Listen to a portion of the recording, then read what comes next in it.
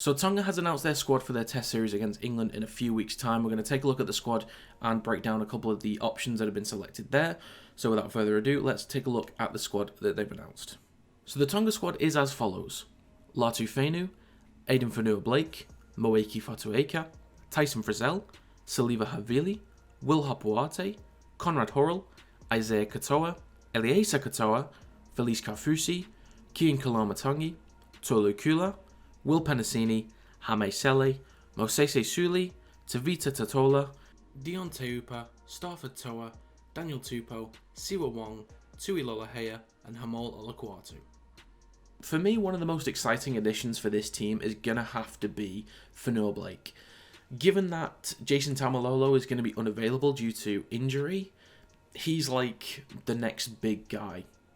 And he's just had an exceptional season with the Warriors in the NRL, and he's going to be incredible for Tonga.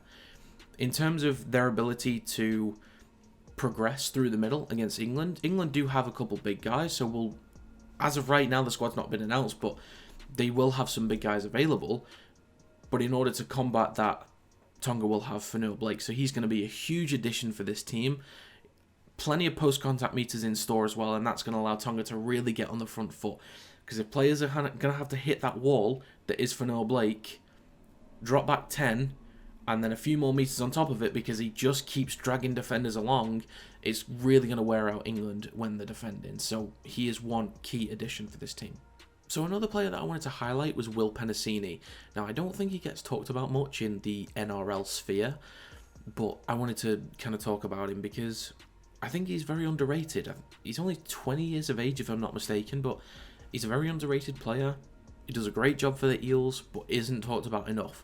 Now, I would compare him to somebody like Kotoni Staggs. I know they're different builds, and that might not make sense right now, but say if you take Staggs' teammate on the opposite side at centre in Herbie Farnworth, think about his style. He will make runs to the outside, but he's always looking to take a step inside. He uses his agility and his step and his acceleration. Will Penisini does that, similar to Kotoni Staggs with his acceleration, but isn't typically looking to make steps to the inside. It's more steps to the outside and trying to get around players and then using his arm to fend players off. That's more what I typically see as Penisini's style. I could be completely wrong on that one, but he does remind me of Kotoni Staggs, and I rate Staggs very, very highly. Of course, they are different builds, but the style is, for me, very similar. And I think Will Penisini does an exceptional job. I think he was fantastic at the World Cup last year. It was really fun to watch. I saw him live twice, I believe. One was against PNG and the other was against Samoa in the quarterfinals. So really fun player to watch, and he's got a bright future ahead of him. And I'm looking forward to seeing him during this test series. The final player that I wanted to highlight was Isaiya Katoa. Now, this is where my main concern comes in for Tonga, because if you remember the test series that they played against New Zealand a few years back, Kotoni Staggs was playing in the halves with, I think it was Junior Amon. Tonga were fine. I think they kept in there in moments, but the thing that just failed them completely, they had zero kicking game. It was one of the worst kicking performances I've ever seen. Junior Amon couldn't do it, and Kotoni Staggs couldn't do it either. So Isaiya Katoa is going to be the guy running the kicking game, and I believe he's 19 years of age. There's a lot of responsibility in a big test series. I think he can do it, because he was put in a very, not difficult situation with the Dolphins, but a challenging situation where he's really had to adapt. You know, there is a different spine nearly every single week with the Dolphins due to injuries and, of course, state of origin taking Tabuai Fidau out of the equation as well. But I think Katoa is going to be a huge player for them, and that's just it. The key difference is making sure that they have a kicking game. Because in that test series, it was not good to watch at all. It was disastrous. And in terms of their kicking game of the World Cup, for me, it was completely fine.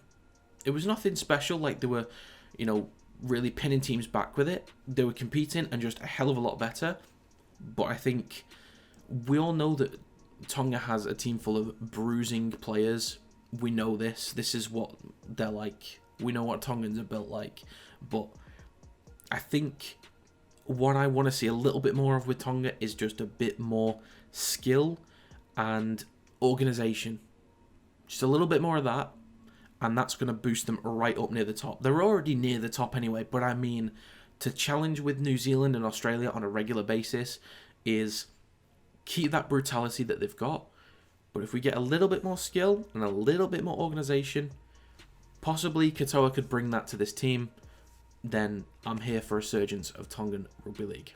So that is going to be it for this video. If you have any opinions on who you would have liked to have seen in this squad, I know there are some key players are missing due to injuries. Is there anyone that you want to highlight that I've not highlighted and give your thoughts on them? Or if you have anything to say on top of what I already said about the 3 players I mentioned, feel free to do so in the comments down below. I'd love to have a conversation with you guys. But that is going to be it for this video. Thank you very much for watching, and I will see you next time.